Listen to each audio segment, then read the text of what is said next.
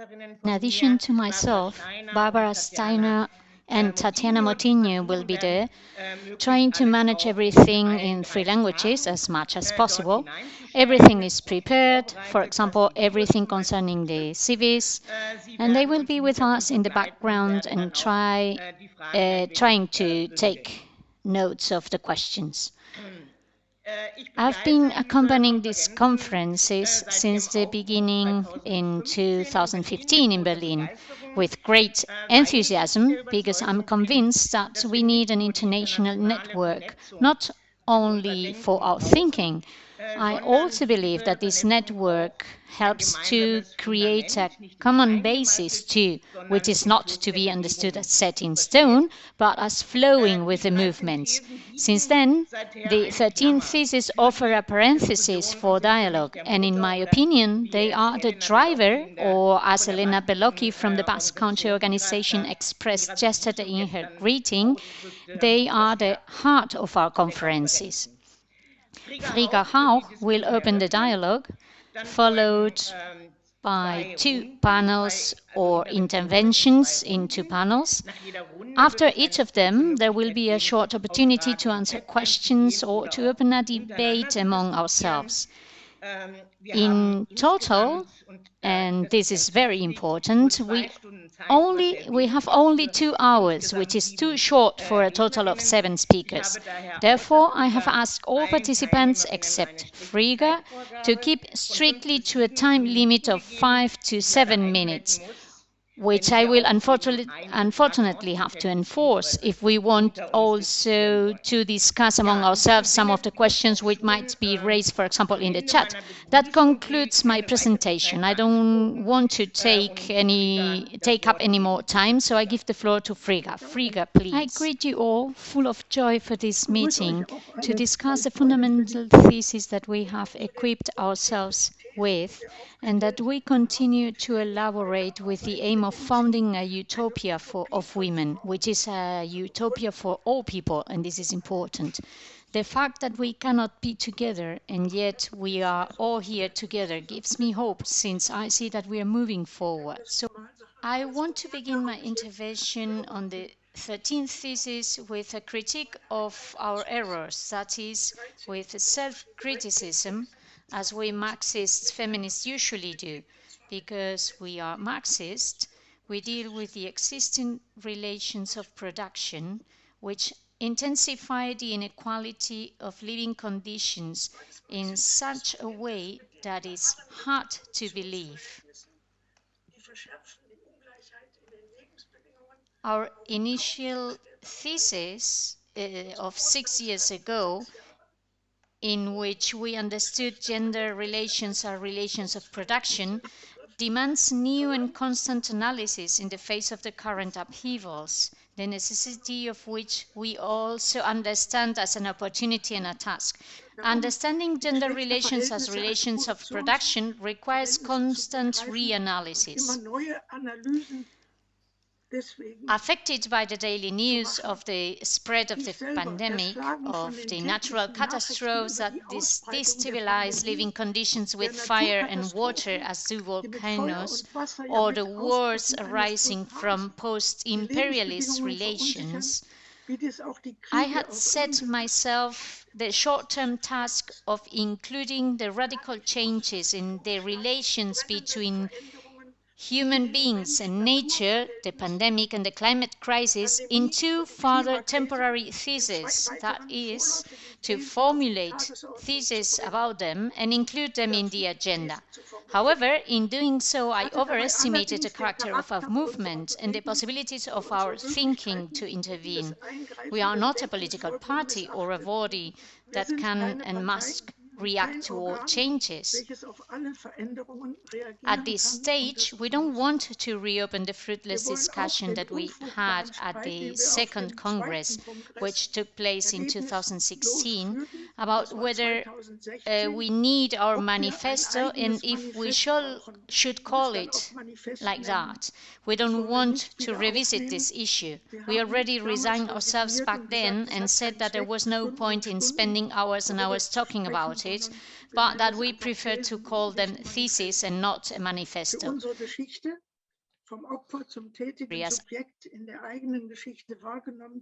as means for our die Verantwortung für ein gutes Leben zu übernehmen, während die Entwicklung der Produktivkräfte die Arbeiterbewegung in to the die Bedrängnis predicament that the brachte, dream of dass all der Traum capitalism jedes becomes a Kapitalisten reality in praktisch wurde, praxis, dass nämlich for für example, wachsenden that with Profit increasing immer weniger profit, lebendige less Arbeit and in less jede living Ware labor is eingeht, employed for each commodity, hat dies gar this keine has no Relevanz für relevance die in the Arbeiten areas in of dem labor in Bereich, which the in dem feminist Frauen movement Bewegung arises. auftaucht. Here, labor Auch is hier the ist unifying zwar basic die element as Arbeit well, das but it verbindende isn't. Grundelement, allerdings fehlt der Lohn. Und gerade dieser Skandal ist umgekehrt das Feminist Einfallstor, in dem sich Frauenbewegung entfalten kann. Die fürsorgenden Praxen politics. sind Bausteine eines Rosa Luxemburg illusionären sum up this Gemeinwesens. decisive Rosa perspective on Luxemburg hat in dem prosperity kleinen in Artikel a Die few words. Proletarierin in wenigen Worten In her short article, The die Proletarian entscheidende Woman. Perspektive im Verhältnis For zum the Besitz bourgeoise woman, zusammengefasst. her house is her world. Ich zitiere sie, für die bürgerliche For the Frau ist proletarian ihr woman, Heim ihre her Welt. house is the Für die world, making Proletarierin herself ist ihr Heim responsible for die Welt. shaping it as her Für home. deren wohnliche Ausgestaltung Women's sie Verantwortung liberation übernimmt. must be accompanied not Die only by Befreiung a der Frauen muss reversal of einhergehen social mit einer responsibility, Umstülpung but nicht also by nur the der abolition of the gesellschaftlichen usual division of labor, sondern auch mit der shifting to a Aufhebung general der responsibility and Lohn- thus becoming eine allgemeine politics about Verantwortung time. und wird damit This eine is Politik what der is Zeit. advocated by the Diese 4-in-1 steht die perspective, vier in einem which, as I Perspektive des mentioned at the Anspruchs beginning, is eine a Utopie women's für Frauen, utopia von for Frauen every für person. alle ist. A radical reduction Die of bei paid radikaler working time Verkürzung der puts the Erwerbsarbeitszeit responsibility for die oneself, for Verantwortung für others, für and its andere political und ihre regulation politische on Regelung everyone's in agenda, den Zeitplan eines thus jeden taking up the einträgt struggle for und time dafür again. den Kampf um Zeit aufnimmt.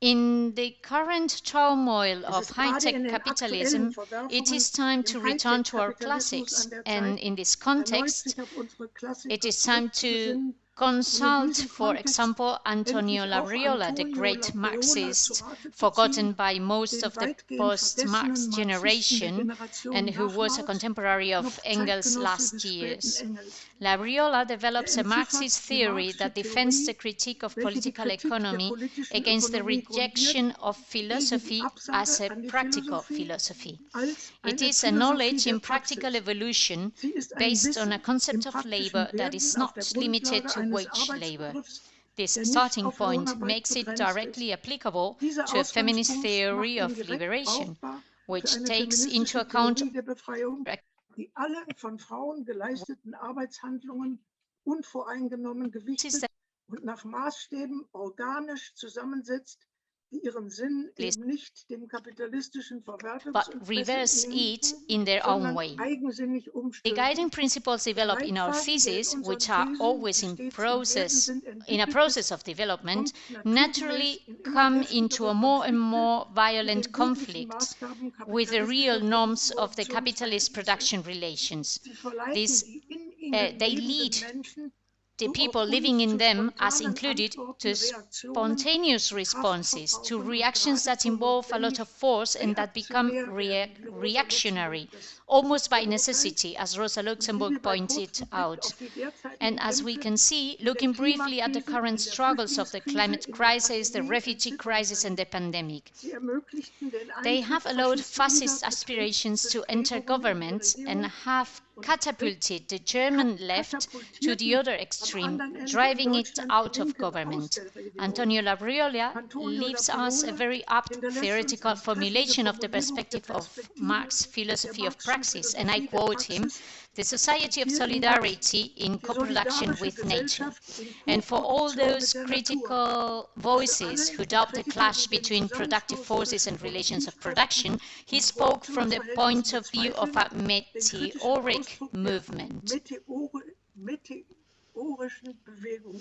The vulgar sociologists and economists Die doubting Vulgärsoziologen the und class ebenso struggle Soziologen, and affirming its exhaustion würden mit would ihrem judge Zweifel am that Klassenkampf also und the der proletarian Behauptung seiner movement would Erschöpfung be urteilen, meteoric die and not proletarische organic. Bewegung It wäre would be a meteorgleich, confusion and nicht not a organisch. development. Sie wäre eine And Verwirrung according to und these nicht eine critics, Entwicklung. we would Und still nach diesen remain in Kritikern utopia würden wir quite sehr against our gegen will. unseren Willen immer Utopisten From bleiben. Max Feuerbach's thesis, he stresses as organic the self-criticism that arises from its own conditions, from its own internal tearing apart, from its internal contradiction. Accordingly, he calls organic those intellectuals who are active in the workers' movement, just as the workers' movement would be an organic movement, as the antithesis of a meteoric movement, which is not like a shooting star that goes out after a brief flash. Equipped with these conceptual tools, we will be able to understand as meteoric the spontaneous protest of emergency nurses, for example, and the spectacular protest of als meteorisch begreifen, während jeder organische Einspruch der Analyse und Kritik eines Gesundheitswesens gelten muss, that extracts the power of resistance from labor in society, of its use in a capitalist society, thus not letting its strength vanish in the face of the cheap solution of €1 more per hour, although of course a wage improvement is always due from a trade union point of view, but it cannot exhaust the perspective of an organic movement. On the contradictions between the productive forces and the relations of production, there is a growing indignation and not a meteoric unrest. Unrest must be grouped and supported. Our 13 theses are remeasured at each Congress. They are understood as a mission. The development of the productive forces towards high technology must be scientifically supported, and its impact on the female gender must be empirically re-examined as far as possible. The contributions prepared for this Congress, which we will be hearing afterwards, will undertake this review of each individual thesis. The only thesis that has not been re-examined is the thesis number 4, which deals with self-contradiction, with self-criticism arising from conditions, with the internal tearing apart. We could think that it is not suitable as a thesis because it requires a constant research that no one can do on the side, and I would like to put this assumption of mine forward as a question to the moderator and therefore to the organizers. Full stop. Thank you, Frigga. Thank you. And this way, we come directly to our first panel. We have 2 speakers who will talk about the understanding of the question of gender relations as relations of production. Besides, it might be interesting to put things in context and remember how feminism inserts itself in the core of Marxism, of Marxist thinking, which is also the subject of these 3 first theses. Please, let's start with Signe. Signe, please. I'll speak in English. I understand German, but I don't speak it very well. First, thank you very much for the opportunity to participate in this panel, and thank you, Frigga, for your enthusiasm regarding pushing this Marxist feminist discussion. I have signed up for the discussion of theses 1 to 3 because I think there are some things that must be there right from the beginning, and this is that not only gender subordination is rooted in capitalism, but also the exploitation of nature and the exploitation of racialized people. So I think that gender and race and nature must be there from the very start. I mean, as feminists, we have to join forces with fights against environment degradation and against racism. And regarding thesis 3, this is, I have another suggestion, Frigga. I don't think it's a good idea to call, to talk about gender relations as relations of production. I think Marxist thinking is good for some, or Marxist concepts are good for some analysis, but not for other analysis. And my real point in this intervention is that it's important to go beyond Marx, really, to look into the limits of Marx's own thinking. And I have divided my input in 3 sections, 1 on Marx, 1 on feminism, and 1 on decoloniality. Regarding Marx, of course, we know we are all here building on Marx's analysis of capitalism, and I think that's nothing better has occurred, but Marx was not very, very good in thinking into gender. He has nothing on gender, and that's not by chance, because he was also limited by the thinking of his time. And I think along with capitalism also came a restructuring of European thinking, the birth of modern science and Enlightenment thinking. And particularly, I think it's good to look at a man like René Descartes, who said this, I think, thus I am. He was a man. And he structured the world in hierarchical dichotomies. So man was about nature, masculine was about feminine, rationality was higher than feeling, etc. And this hierarchized dichotomies are also the context of Marx's own thinking. He didn't go beyond this analysis. I have learned a lot from Silvia Federici, who was in the panel yesterday, because she shows in her analysis how the subordination of women is a part and parcel of capitalism. It's just not by accident. I mean, capitalism is built on the exploitation of women's bodies along with the exploitation of nature. And I think this has to be a part of our thinking. On feminism, I also have the trouble that Simone de Beauvoir has been claimed, particularly in the United States, as a sort of basic rock of feminist thinking, which I think she is not. If you read Simone de Beauvoir, she is very, she doesn't like motherhood at all. I mean, she thinks that women are enslaved by their bodies and victim to the species and all sorts of things. And her idea of liberation is that women should be like men. This is just no good. We can't buy into that. And the even worse is that this idea of feminism has been taken up by very powerful international organizations. I'm working myself in development studies, so I'm sort of familiar with the language of the World Bank and the United Nations, and they have actually hijacked the idea of feminism. They go on from Simone de Beauvoir, and lots of young feminists believe in this, and I think it's so important. I mean, believe in this, that gender equality is what we should go for, gender equality without changing capitalist society at all. And I think it's so important with this forum that we launch a different way of talking about feminism. And luckily, I mean, there has emerged, and Nancy Fraser, which we'll listen to later tomorrow, I think it is, has with others has launched this idea of corporate equality. And I think it's so good that gender equality can only be corporate equality, can't go any further. Then I think it's very, I've learned a lot from learning from the decolonial thinking, and also the very founder of the decolonial school of thought, Annibal Quijano. He said that after Descartes, body was simply forgotten as a necessary component of the idea of human or person. Body was installed in rational knowledge as a lower status object of study.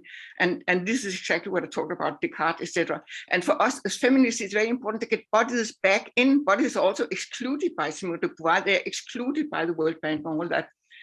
And this is what Lorena Capnal, for instance, is doing. She takes bodies back in. She talks about territorial cuerpo tierra, both being exploited by capitalism. And I also learned from my own research in Mozambique. My own main body of my research has taken place in northern Mozambique. And that gender is totally differently structured. There's no dichotomy. There's no hierarchy of power. There's very sort of floating border. Eine Minute noch. Yeah, so I have learned from this, and then I have also learned from other African feminist scholars, such as Oyoronko Oivumi, and I think they, all these African studies from Africa, illustrate what Maria Lugona has called the coloniality of gender. The gender, our way of thinking of gender has been imposed on southern countries and distorted their thinking. So we should go back to look at what was there before and try to think of gender in different ways, which will be very useful, I think, also for Marxist analysis. Finish? Are you satisfied, Heidi? Danke, Signe. Thank you, Signe. I'll give the floor to Jule right away. I think she has a different point of view. Jule? Hello, good morning. I'm going to speak in Spanish. As you know, there is simultaneous interpretation available at the lower part of your screen. Thank you very much to all participants of this plenary session. Special thanks to FRIGGA and HEIDI for many reasons, for organizing congresses like this, and for being our guides, among others. Since I have only 7 minutes, I will go straight to the point and sum up the first 3 theses, because I suppose that there are many people who don't know anything about the theses, although they are available on the internet to read. But since I'm going to talk about them, I'm first going to summarize them for you very briefly. The first thesis says that the fundamental change is to transform the concept of relations of production. That is the first thesis, a change in the concept of relations of production. The second thesis says that there are 2 kinds of productions, as Marx and Engels already mentioned, which are the production of life and the production of the means of life.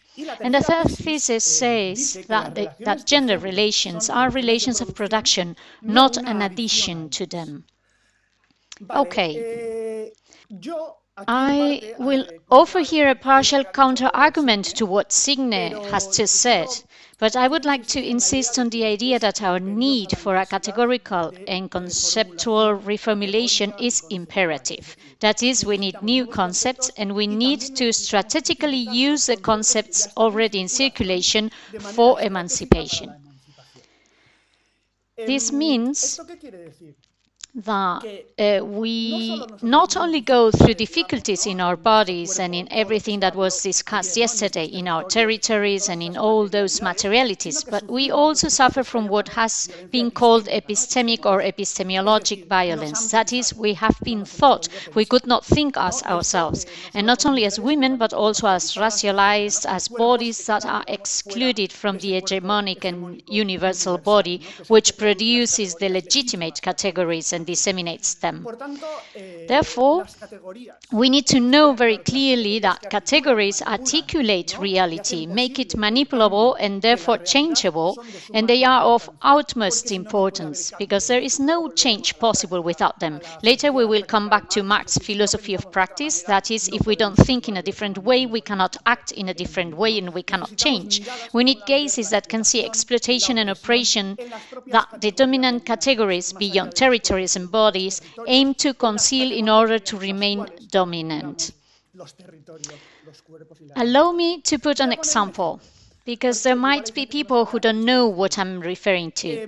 There is a premise that we call the premise of restricted access, which means that there are many theories and theorists who restrict century after century access to certain concepts to explain patriarchal domination. Not just feudal domination, as Kapnal said yesterday, but the domination of the capitalist or neoliberal patriarchy. In this case, there is restricted access to many concepts to explain this material patriarchal domination. Access is restricted to concepts such as production, value, labor, exploitation, etc. There are many reasons and argumentations. I'm not going to mention all of them, just one. That is why it is an example for all the rest. It is usually said that what women do at home for free is not work, because work is only abstract, mercantilized work. What does this mean in the framework of that anthropocentric logic? If what women do is not work, then there is no exploitation of women. Notice that exploitation is another category, because exploitation only happens, according to these theories, if someone benefits from your work. So women who care, cook, clean, create human subjects and maintain the human species are not exploited because they do not work, but they do activities or tasks for free. Or as I will call it from now on, they do women's little things. 40 years after this premise was counter-argued by Marxist and materialist feminists from Hartmann to Vogel, from HAUG here present to Ferguson, from Wittig to Spivak, from Mies to Delphi, from Dalla Costa to Federici yesterday, women are still dominated by lives semiotically or epistemologically articulated by categories that annihilate any possibility of materialist analysis of patriarchal domination. This question is therefore at the heart of the feminist wave that we are experiencing at the dawn of the 21st century. The traditional attempt by various theoretical schools to exclude or restrict the use of certain concepts such as work, production, etc., in order to explain male domination in material terms is nothing more than an attempt to continue denying the existence of patriarchal domination, and it also makes the different domination systems invisible. That is, sexualizing domination systems are not necessarily born or reduced to mercantilizing domination systems. And the same goes for racialization. Therefore, they can't be reduced to each other no matter how interwoven they are, because in reality they happen together, making them very difficult to change and to analyze. Again, well, there is the critical school of the theories of value split, the theories of social reproduction, and I have some criticism to offer. 1 minute, Jule. What? 1 minute. Okay. I wanted to say that the final result of, let's say, not allowing to use certain names with the argument that the use of labor or production for what we want to explain is metaphysics. It is a transhistorical use of those terms because they don't belong to history and only belong to a specific moment in time. It's very easy to counter-argue. The counter-argument here is that they use the terms man and woman as transhistorical, and therefore some concepts are historical but others aren't, and coincidentally those which are not historical and can be used throughout history are man and woman, thus biologizing, essentializing again, and making material patriarchal domination invisible. Therefore, again, our way of understanding the first three theses, relations of production, gender as relations of production, will open the door to reject the use of the present dominating dichotomies, material versus symbolic, economy versus culture, redistribution versus recognition, and will allow the development of a materialistic and polytheistic worldview and theoretical philosophical framework that is not anthropocentric, not racist, not monotheistic, and not misogynist. Thank you for listening to my summary. Let's continue. Yes, I already said that I was going to be strict so that all panelists can really speak. We now have a few minutes to take questions from the audience. If there are no questions, we will then move on to the second panel, to which I would like to invite everybody. It will deal with thesis 5 to 9. For thesis 5, interventions have been already prepared. This thesis deals with power relations and domination, and more specifically about the development of what FRIGGA has called knots of domination. Alex, please. Thanks, Heidi, and also thanks to FRIGGA for the invitation. I'm going to start straight away too. I have chosen thesis 6 and I have been reflecting on it, as one should do with a thesis, which is very much based on what FRIGGA said earlier, that we should not try to have a fixed way of thinking, but theses that encourage us to always think in new ways. Briefly summarized, thesis 6 says that for Marxist feminists, relations of violence must be dealt with theoretically and practically, as a fundamental component of our struggle for liberation. This sentence already contains many fundamental concepts in a very condensed form: violence, relations, liberation, struggle, theory, and practice. But what links these concepts together is not obvious at first glance, so I would like to talk about this question. That is, how do we go from relations of violence, and I will talk today specifically about violence against women, people read as women, how do we go from there to liberation? And above all, how the issue of violence appears in theory and practice, and how they feed off each other. That is, I will first of all rely on Frigga's thesis, but also expand on it at the end.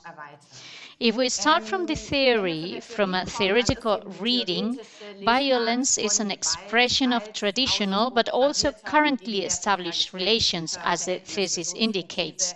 In other words, violence and oppression of women is not unrelated to the whole economic and life system. But I would also like to underline that violence is not only a side effect of domination or an expression of domination, but has an establishing function of domination itself. It is part of the establishment of domination. In practice, this also means that we have to change the foundations of relationships if we aspire to a society without violence. But it also means that we have to act directly and concretely on violence today in order to change relationships in practice. With the aim of better understanding or of making clearer the way violence is analyzed, I would like to say a few short sentences about debates and research projects that are taking place, just as key concepts because of the time. One is the debate on gender relations as an escape valve for social conflicts. This means that there are people who see gender relations as a possibility at their disposal to solve social conflicts. For example, when they are in situations of precariousness or devaluation in a capitalist daily life, hierarchical gender relations can be a way of compensation through gender-based violence. At the same time, this speaks of violence as an expression of capitalist relations, of violence against women and people read as women as an expression of capitalism, and also as a recreating element of gender hierarchy. I would also like to say that precisely this question I have formulated as escape valve implies a construction of masculinity, but I would also like to mention that women themselves are not free from the exercise of violence, a subject to which I will return later. Another debate is that of political violence. For example, violence as a response to the strengthening of feminist movements and the general growth of women's self-confidence. That is, political and sexist violence against politically active women. But this can also be expressed in general in partnership violence, despite the general development of society. I want to underline this because what the thesis also says is that violence prevents us from becoming a subject. And I want to underline that violence will accompany any attainment of the status of subject, both individually and collectively. That means that it is not only necessary to overcome it in becoming a subject, but that it accompanies becoming a subject both individually and collectively. As a third key concept, I would like to briefly refer to Rita Segato, an Argentinian researcher and author who speaks of a growing urgency in capitalism, of a growing brutalization of violence, whereby we increasingly lose empathy and subject status. I want to emphasize this to say that we have to look not only at the wage ratio as status, but also at which forms of violence are exercised and how they develop. It has already been proven that these different forms of violence follow a similar logic, even if their expression is different. Therefore, and I have seen it in political practice, we can speak of a continuum of violence. That is, beyond the common logic, it also explains these sexist expressions that are linked to feminicides, but also to the exploitation of unpaid work. In more recent political practices, and for me this is very practical, just a minute, then I have to summarize a lot. For me, the practical moment is in turn very much linked to the relations of production. Unfortunately, I have to summarize a lot here. For me, it is very clear in the feminist strike, especially in the one that took place in Argentina as a feminist strike, the first one that took place in Argentina, as I have already mentioned, that it marks a new level, and it is not by chance. There is a feedback between personal experiences, daily experiences of violence, and the relations of production. An economic means, a tool of economic pressure, is used to point out these experiences and also offering, therefore, an important solution.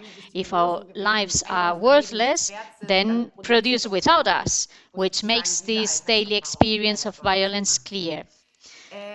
There is one last point I also want to underline. Beyond those daily experiences that were also set in motion during the feminist strike and that were discussed precisely because they were set in motion, we come to experiences but also to bodies. And that is why I want to emphasize what SIGNE said, that the body has to enter into our theoretical construction and our analysis, but also into our practices.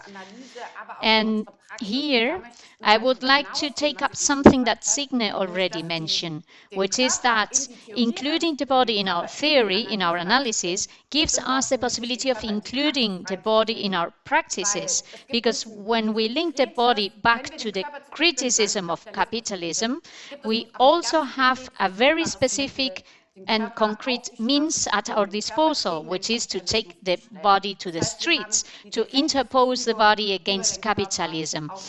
We have direct access to the body to use it against capitalist relations. Unfortunately, this has been very summarized, but I would love to continue to dialogue on this topic, starting from the thesis on how we can bring the experience and the body into our analysis, how do we see oppression and relations of violence, how do they impact on our bodies, and what does this imply for our practices of resistance. Thanks, Alex. Maria, Domar, Castro, Varela. Thank you very much. Good morning. Hello. I would like to start with special thanks to our friends from the Basque Country for such a wonderful organization. Now I will switch to German. I was just sending my warm regards to the organizers and friends of the Basque Country and thanking them for the wonderful preparations and organization of this event. And despite the pandemic, they did it wonderfully in this virtual space. I have decided to comment on theses 5 and 9 because, in my opinion, there is a problem through all these theses. But I think it is fantastic that they are just theses and not a manifesto. On the other hand, these theses shouldn't be understood as set in stone. They can always be revisited and discussed. Thesis 5 deals with the following, and I'm going to read it because I assume that not everyone has them present in this occasion. That all members of society must participate in relations of domination in order to act necessitates concrete study of those knots of domination that paralyze or shackle the desire for change in capitalist patriarchy. Feminists have the advantage here of having fewer of the privileges that come with participating in power. They therefore have less to lose, as well as more experience in viewing the world from below. In principle, principle, I agree with thesis 5.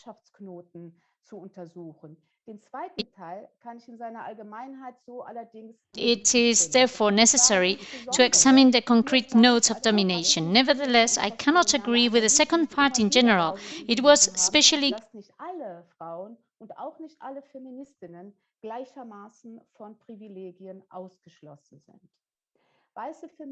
feminist, white feminists who are located in the West and have good professional positions, as it is the case of most of us who are participating in the panel today,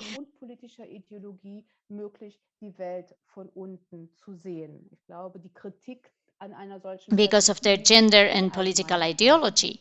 To me, it seems advisable to take a more nuanced perspective that once and for all refrains from essentializing women and feminists as oppressed per se, and especially from assuming that they can see the world from below, that is, that they have developed or can develop a comprehension that encompasses all relations of oppression. History has shown that women do have the potential to hurt.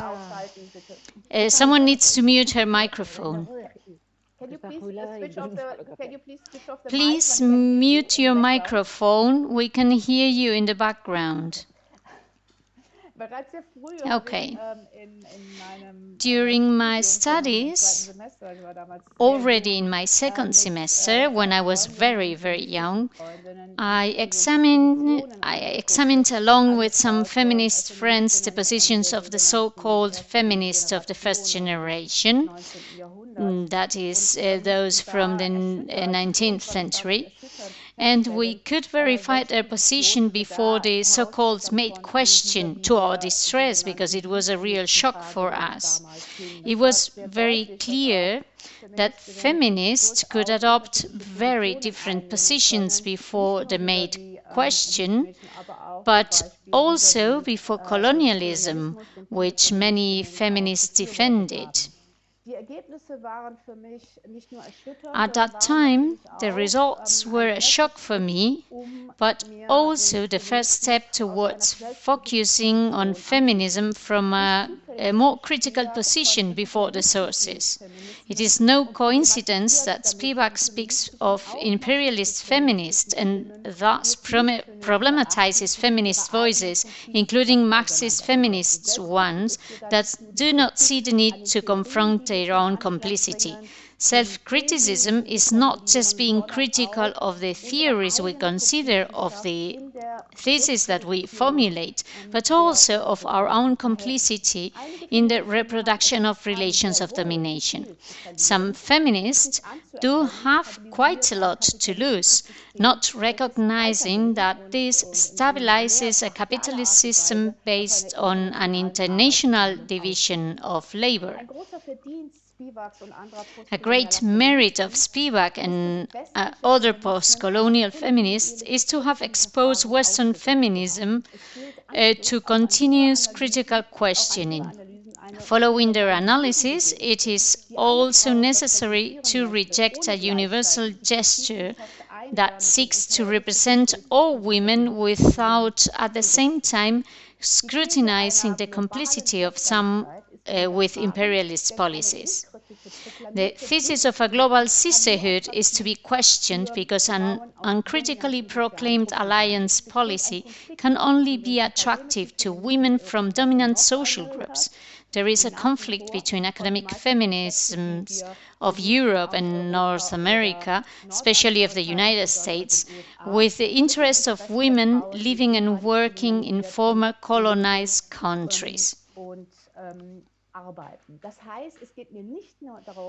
My aim cannot be described as wanting to mark just differences, but to highlight and analyze the complex relationship between different female subjects who occupy very different positions.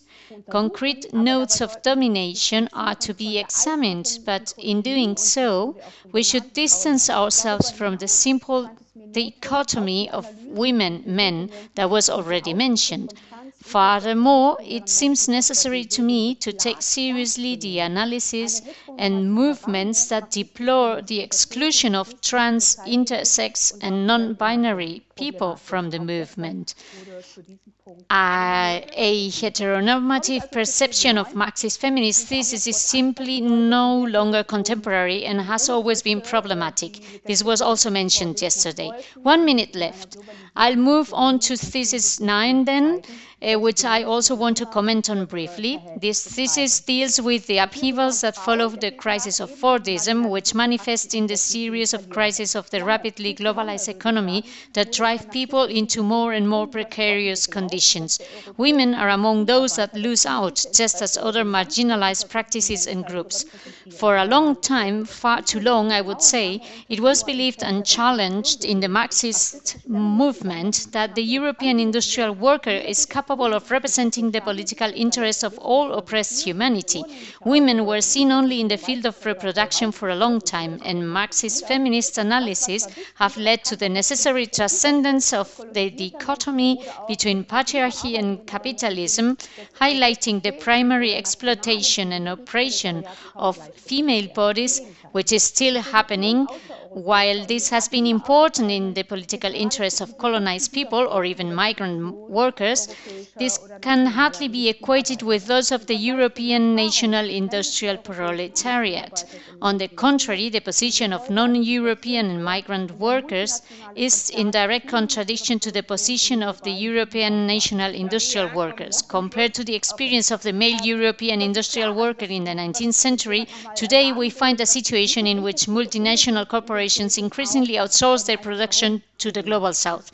Maria, are you coming to an end? Is it clear? I would like to add yet that those differences still have to conquer their place in our thesis, and among them it was already mentioned that we need to examine our relation to nature and to realize that although all people are affected by climate change, it also happens in very different ways. And it is not by chance that the greatest climate activists are not to be found on the streets of Europe, but probably in areas that were previously colonized territories. Thank you very much. That was it. Thanks, Maria. Let's go on. I give directly the floor to Nikita.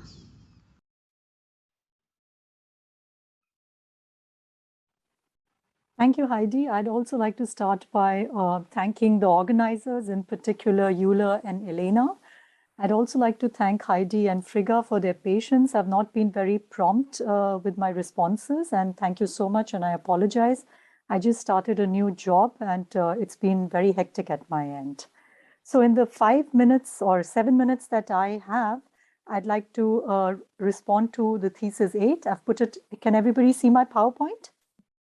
Okay, so the thesis 8 is the controversy over race, class, sex, gender, intersectionality should be taken further. The connection between class and sex in all societies seized by capitalism is to be investigated in detail. What appears as race question is to be answered concretely for each society and culture separately and to be related to other kinds of oppression. Non-linear thinking is necessary. And I do agree with thesis 8, but would like to expand and supplement it. So as we all know that since the publication in 1991 of Kimberly Crenshaw's Mapping the Margins, intersectionality has become one of the most prominent concepts in feminist scholarship, and it promises a robust analysis of different dimensions and scales of oppression. It's touted as a corrective tool that facilitates the examination of disregarded and indiscernible structures of domination and violence. Now, it's in my view, despite its trends, intersectional feminism reinforces the domination of Euro-American scholarship and somehow neglects critical perspectives from the global South. So, of course, we all know that intersectionality is a product of Black feminism, and yet, and this is my first critique against intersectional feminism, that there's a non-reciprocity between the global North and the global South, whereby certain categories like race are foregrounded at the cost of sidelining other categories. So I find it interesting that in the thesis 8, one talks about how sex, gender, class, and race should be thought together. But of course, one does not, of course, adequately address categories like caste or indigeneity, which cannot simply substitute race to smoothen the travel of intersectional feminism into other worlds. So if we understand intersectional feminism as a traveling theory, we have to see what are the limits, and that there are certain conflicts between intersectional, post-colonial, and third world feminisms, even as there are overlaps. And the drawbacks and limits of intersectional feminism need to be addressed so that they can, intersectional feminism, third world feminism, and post-colonial feminism can mutually enrich each other. So a rigorous analysis of the nexus between imperialism, capitalism, racism, heterosexism, transphobia, of course, needs to be addressed. But at the same time, the interface between intersectional, post-colonial, and third world feminism is not common sense. It's not just simply given, but a concerted effort has to be made to highlight the shared agendas and mutual relevance. Now, another important thing is one should not fall into the trap of competition between these different perspectives, but at the same time, the tensions between them should not just be smoothed away. So we have to see what are the limits of intersectionality as a traveling theory. This is a concept, of course, that I take from Edward Said. And another very important critique against intersectional feminism has been, particularly in the German and French context, the neglect of anti-Semitism. So because I am based in Germany, I would say that it is important to talk about race, class, gender, sexuality, but it's extremely also important to address the issue of anti-Semitism. And this critique against intersectional feminism has to be addressed. I'd be happy to go into this in the Q&A. I'd like to address 3 other points, and then I'll give a couple of examples and then hopefully end in time. The other critique against intersectional feminism is that with its focus on race, class, gender, it in a certain way inadvertently ossifies the human as a principal category, as a principal analytic category. So somehow it remains anthropocentric in its framing, because when we're talking about intersectionality, we are once again thinking in terms of categories. And somehow, despite focusing on the fluidity of the categories and the co-constitution of categories, the focus is still on the human. The other critique again, so I've talked about the non-reciprocity between the global north and the global south, the neglect of categories like caste, indigeneity, anti-Semitism. The third is that once again, human is foregrounded in intersectional feminism. And the fourth is that intersectional feminism, through its appropriation, I mean, earlier the colleague mentioned development politics. So intersectionality has been co-opted by international NGOs, by the UN, and this has led to a certain extent of depoliticization of intersectionality. So I'd like to end this part by talking about non-performativity, the concept that I take from Sarah Ahmed, that there's a discontinuity between rhetorics of radicality and the reality. So there's a discontinuity between the performance of intersectionality as a radical intervention in current feminist activism and scholarship, and at the same time, it promises more than it delivers. Now let me come to my 2 examples, and I hope Heidi will not have to remind. I think I still have a couple of minutes, so I'll still end in time. So I'd like to give the example of the current discussions around Fridays for Future and the murder of climate activists in countries like Colombia, Brazil, and Philippines in recent years has been unprecedented. And yet when we think of current ecological movements, we think of first world activists like Fridays for Future. So here is a photo from January 2020 where the 4 young, extremely active young activists were in Davos in January 2020. And it later came out that the Associated Press had deleted.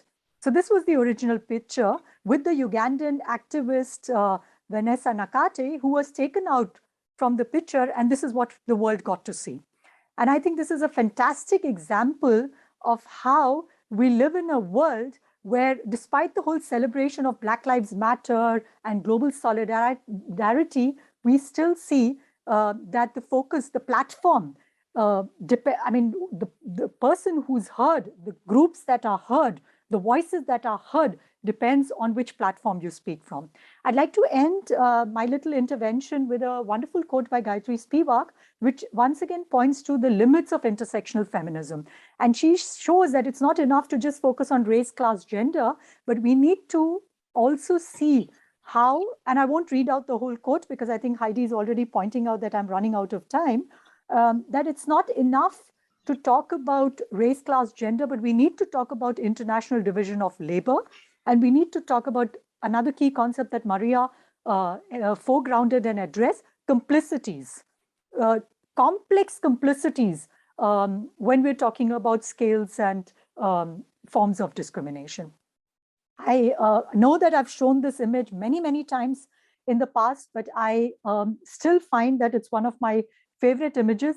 These are the sweatshop workers in Dhaka who got together in solidarity with workers striking in the US and UK, announcing and offering their solidarity to workers in the global north. And of course, this is a fantastic embodiment of Marx's claim, workers of the world unite, you have nothing to lose but your chains. And the question remains if these solidarities are possible. And my last word I will give to Gayatri Spivak, who says, unfortunately, we still live in a world in which the rapists are in charge of the rape kit. Thank you very much for your patience, and I look forward to the discussion. Thanks, Nikita, and thank you for your presentation. There is a lot to discuss and to think about in your presentation, and I would like to give the floor again to Jule before we give it to Katja. Jule, please.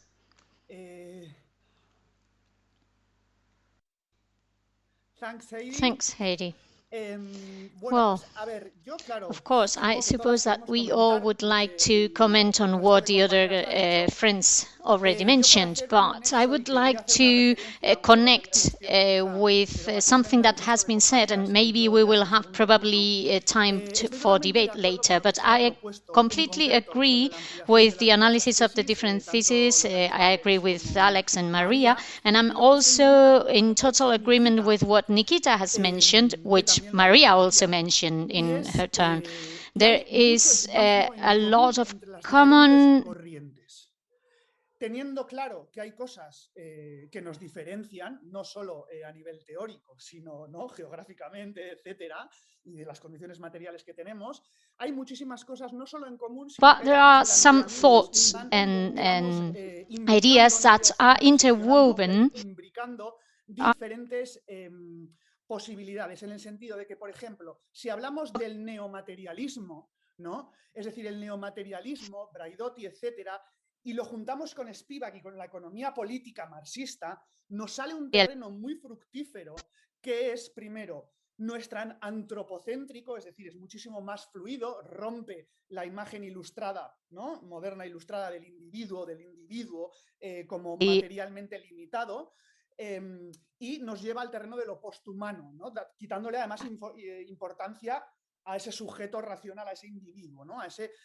individuo que lo mira todo desde ese marco antropocéntrico. Pero además de eso... And when we talk about how to break those individuality, which is very important for our fight, because if we want to fight together, we cannot be individualists, we should go back to thesis 5. My colleagues have already mentioned that there is a need for a concrete study of those nodes of domination that paralyze or shackle the desire for change in capitalist patriarchy. On one hand, we need very concrete studies, very specific, done by those people who are living under those dominations, and then we need more structural analysis.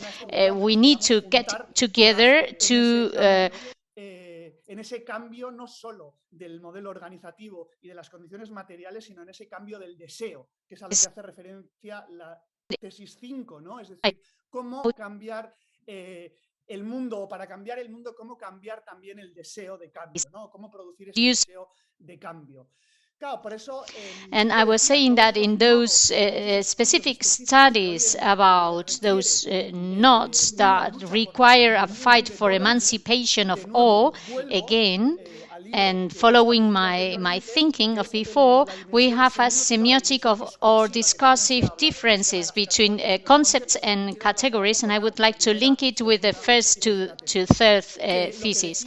I mentioned before that those theses are very well grounded because they can be reformulated. We have to remember that theses are a practical element to open our minds and not to close them or fix them. And that's why I'm very happy to see that we all included all the studies from the queer theory and the political theory. We are really understanding now that the body, same as the territory, is the first materiality. The first materiality on which domination happens. Race is not just about the color of the skin, and sex is not just about a vagina or a penis. It's more complex because we are historical subjects, and therefore we need to transform those materialities that we are, those territories, those bodies, through discourses and ideas that allow us to bring together material well-being with a framework change, and that will allow us to create desires, to create a desire for change. We need to change the emotional structure, not just the production structure, etc., not just the objectivized structures. We need to create new subjectivities, new subjects, new desires, because otherwise we won't achieve the change. We won't be able to carry out an emancipatory fight, going through what my colleagues already mentioned, going through familiar and nuclear structures, etc. So in that sense, I will come to an end because I would like to give time for questions of my colleagues. I think it is very important, following the theory of praxis of Marx, philosophy has not the aim of thinking the world, but of changing the world, and therefore it is very important to think of the world in a different way. And therefore I mentioned that the main philosophical problem is not that this change of reality can only be done on the base of thought and of theoretical frameworks to approach domination, which are important, but in this case we need to be very clear about something, and I come back to the restriction that we have towards certain categories. I would like to talk about that, but I don't have time now. But no one and nobody has the authority to tell us what emancipatory discourse to use and how to emancipate ourselves, because in the end it is our decision, and this is the basic foundation of all practical emancipatory philosophy. And I come to an end, Heidi, and so we can give the floor to the rest of colleagues that are waiting. Thank you. Thanks, Jule.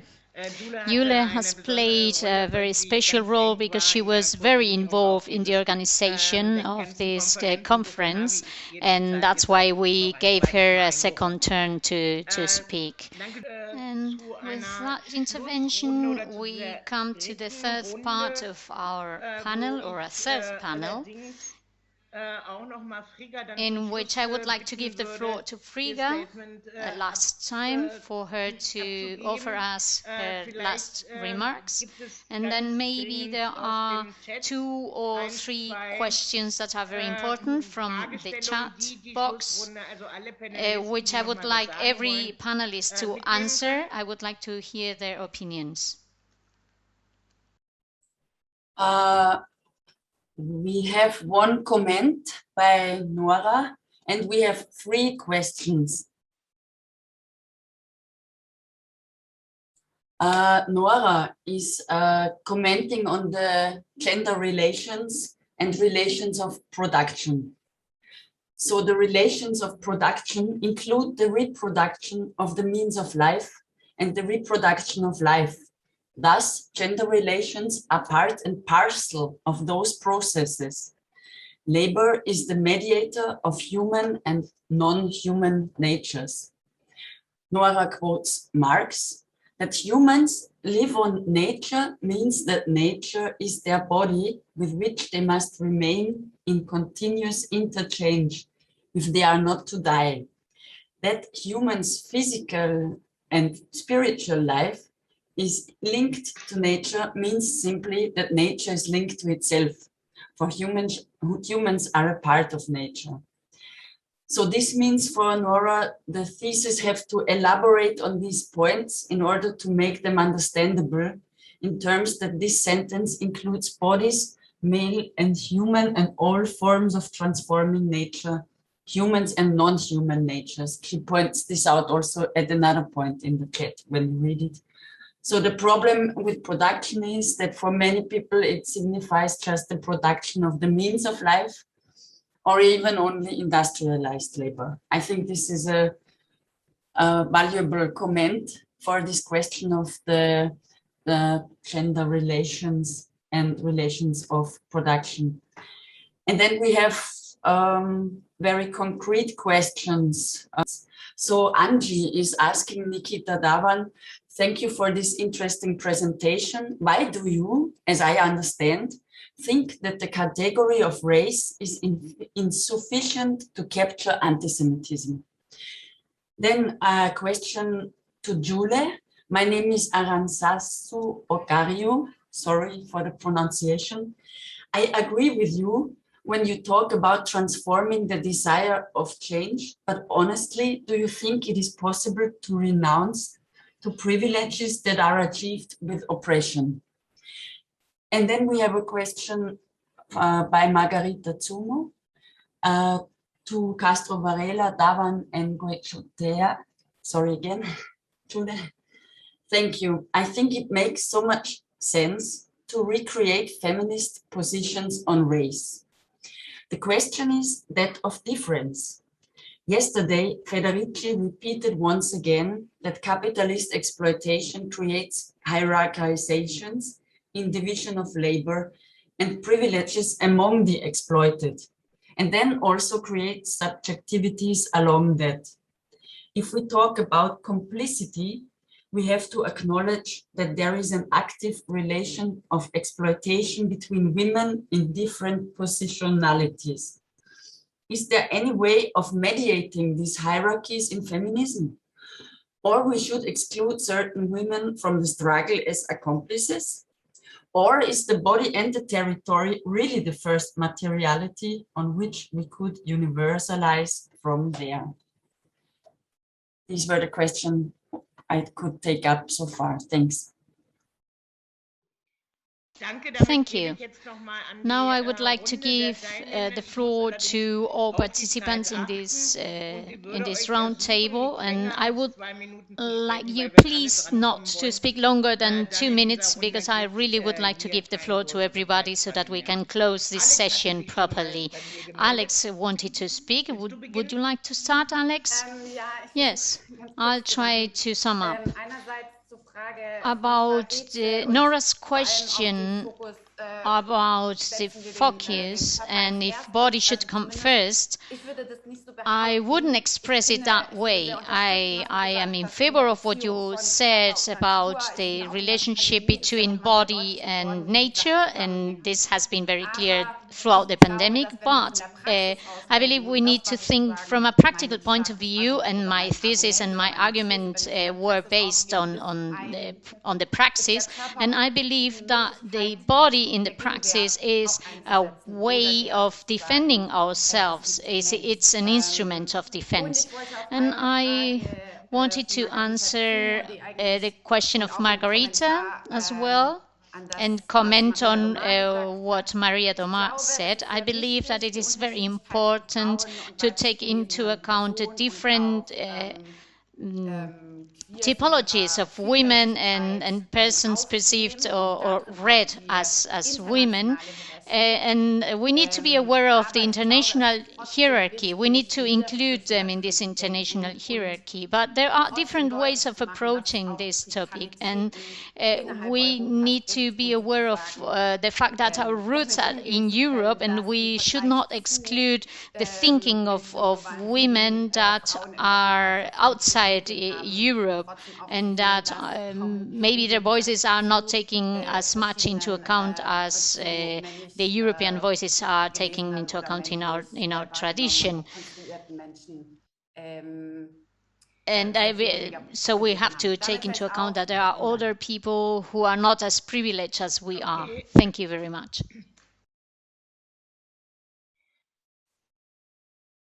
Yes. Who will be the next? In short. Jule. Two brief comments. There are general questions about privileges, but first we should establish what is a privilege and what isn't, because having a roof is not a privilege. I don't want to get into that question. I would like to comment on two important things that have been said once and again. On one hand, about the main condition and the secondary condition, that is, the main and the secondary contradictions or causes. I think it is important to leave that framework, because in the end, believing that there is a main contradiction means believing that there is a main cause for exploitation, and as Katia said, that means relegating different dominations to a secondary position. What is the problem? This framework is what I call the monotheistic framework. That is, there has been a secularization of God, which was the main cause of existence, etc.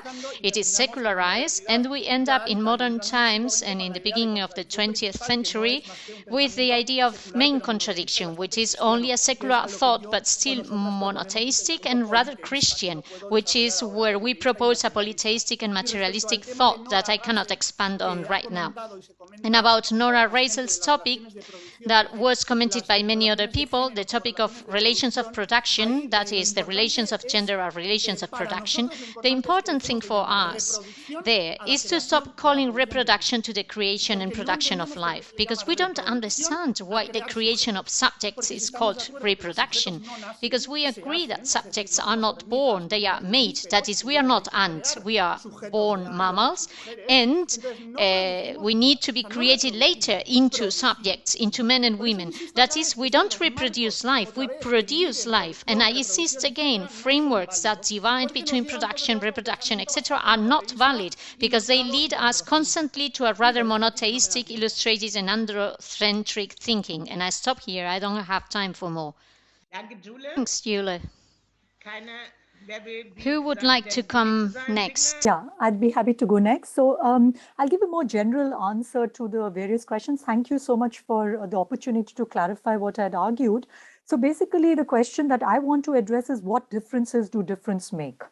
And what I was trying to do in my 5 minutes that were allotted to me were to show the conflicts between different categories, but also different approaches. And I think this is not my position. I was alluding to a huge controversy that has happened in the German context, which is a critique of intersectional feminism, that while focusing on gender, race, class, anti-Semitism is getting sidelined. So in the process of critiquing capitalism, there's a reproduction of anti-Semitism. And I think this needs to be addressed. This is a very serious concern that needs to be addressed. So this is what I was trying to show. And another thing is that, and similarly, for example, the colleague right in the beginning talked about decolonial approaches. Now, I think it's very important to see how decolonial approaches critique post-colonialism of Eurocentrism. So the colleague, quoted Aníbal Quijano and María Lugones, and actually the decolonial approach rejects Marxism and argues that Marxism is part of a Eurocentric narrative. So for me, it would be interesting, how do you reconcile Marxist feminism with decolonial approach? I mean, the impression one gets is as if it all belongs together. And what I was trying to show was there are tensions there. There is a tension between talking about post-colonial, third world, decolonial Marxist feminism. There's a tension talking about anti-racism, anti-capitalism, anti-Semitism, transphobia, racism. We should not act as if there is a harmony, we are all on the same side. This we that we are constantly interpolating needs to be, we need a critical approach to that. Otherwise, I mean, we will end up in a Habermasian ideal speech situation where we all agree with each other. And that's not the case. We don't agree with each other. We have very, very strong disagreements. That doesn't mean that there's no possibility of alliance politics. There's no possibility of solidarity. But until and unless we take these disagreements, these conflicts, these complicities, these privileges into consideration, we will again and again reproduce relations of domination, violence, and exclusion. I know my 120 seconds are over. I'd like to talk more, but yeah, I hope there will be other opportunities. Thank you. Can I speak, Heidi? Ja, Signe okay. Und dann vielleicht Maria gleich anschließend. Yeah, okay. Okay, thank you, Nikita, for putting decoloniality in the center. I know they don't, but this is not the issue. I mean, the issue about decoloniality for me is a conceptual one, is learning to think in different ways about gender relations, about conception of gender, about human to nature, etc., etc. We can learn a lot from the ways of thinking that are non-Western, as I also said in my first intervention, that our thinking in the Western world has been very profoundly influenced by certain trends of thought for a long time ago that came together with capitalism. So I think it's not to have a we, and this is my other point that I wanted to talk about in the first place before you talked, Nikita. I think it's not a goal that all women should be together. That's not the point. I mean, the point is to have concepts and have a political outline for a struggle that names the important power relations. And I think this about the body is very close to me, and this has also come from decolonial thinking. There's nothing about body in Marx, nothing about body. I think Marx is very good at analyzing capitalism, but I think he hasn't captured, and we have to supplement this. And here we could get good input from decolonial thinking. So that's why I think it's important. And I don't want to create a we, never, never, never. Heidi, I know I don't have the time, but I have to respond to this. I think this is extremely problematic because this argument, oh, we need to think about non-Western, again reduces and reproduces othering of the other as non-Western. And what are we? Native informants. We are going to learn from non-Western concepts. You again, reproduce this unequal, non-reciprocal relationship between Western and non-Western. I think this is extremely problematic that we need to address. It's extremely paternalistic. African feminists, Latin American feminists, Asian feminists, we are reproducing this kind of regionalisms. And we know this whole kind of argument about Asia, Africa, Latin America comes from American military technology. This is CIA. I have to respond to this. I'm sorry, I have to interrupt you. There are still people, Maria. Hello? Maria and Katja need to speak yet. So, and I would like to give the floor to FRIGGA later again so that she says something. So Maria and then Katja. I find this conflict that has become very apparent.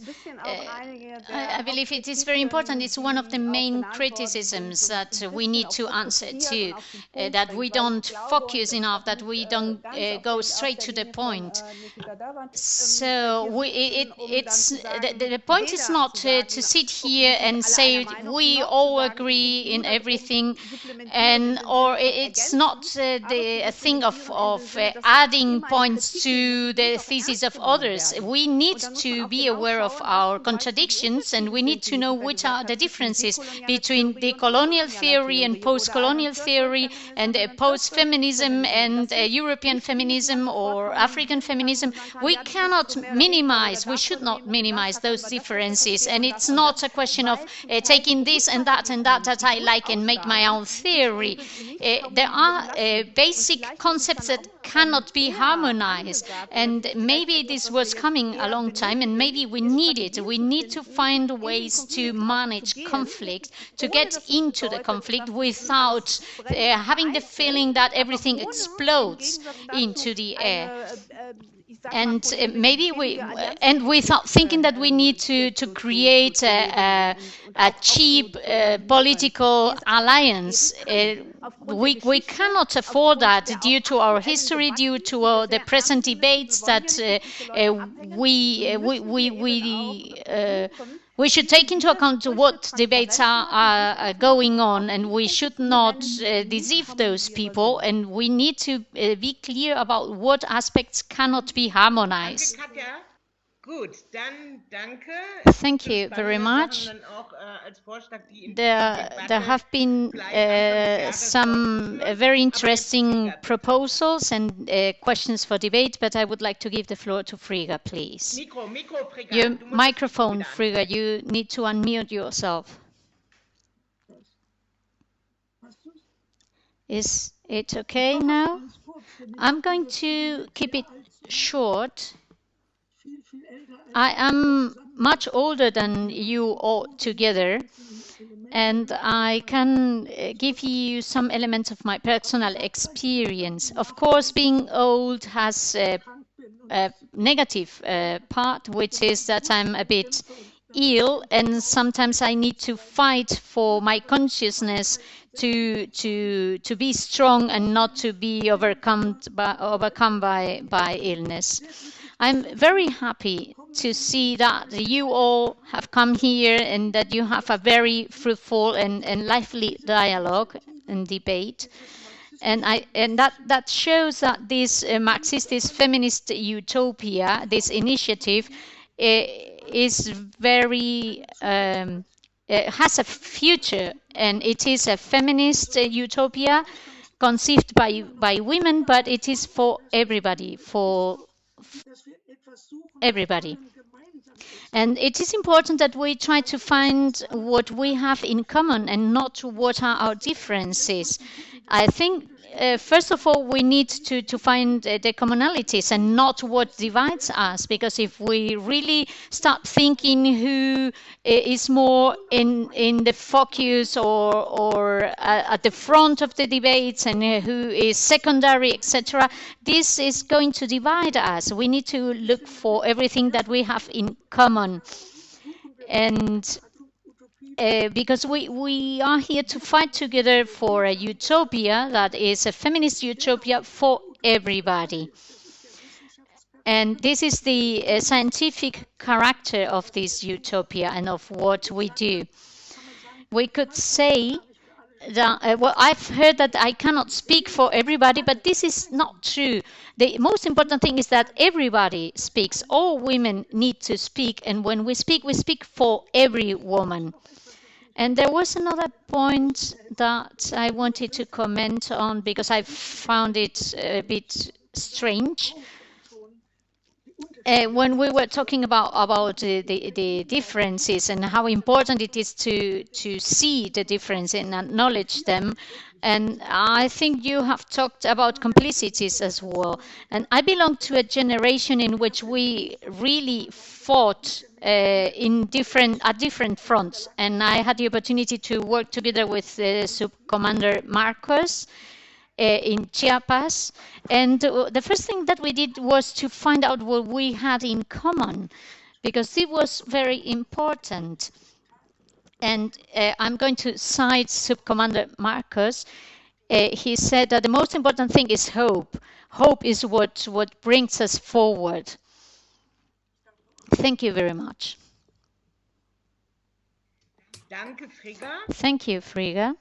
Für alle Kürze And you were so brief that it might be possible that we can have another brief debate. We have some minutes yet. So if someone would like to offer a proposal on the chat box, please do so, and Barbara will tell me about it. Oh, yes, Frigga, if you want to keep on talking, of course, go ahead, please, please. Yes, there is another thing. You know that I have lived a long history of feminism. And I had a long discussion with Christina throughout time about what is right and what is wrong, and what we did right and what we did wrong. And she was talking about complicities and about the submission of women. And I believe it is necessary to speak that we live in a capitalistic society, and we need to come out of it, and therefore it is important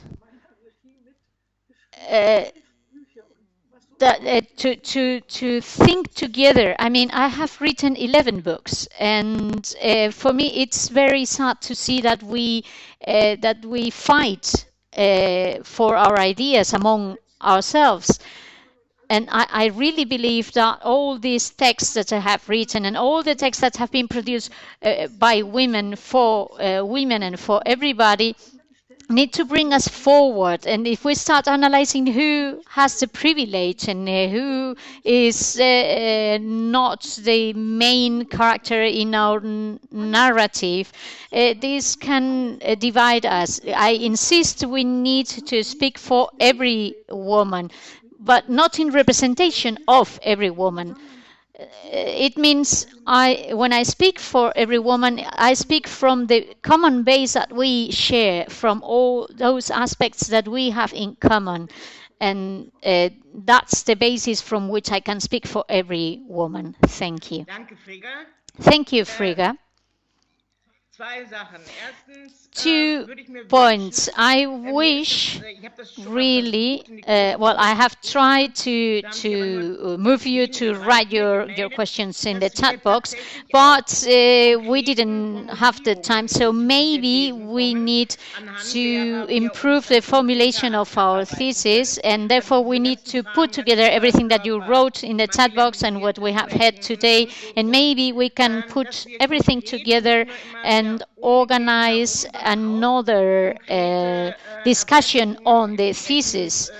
Maybe we could introduce some changes in them, etc. And therefore, my proposal would be to organize everything that is in the chat and that Barbara has written down, and organize at the beginning of next year, organize a webinar about the thesis, and to carry out the debate that we were not able to finish today. And of course, if we organize it, we would invite you to participate.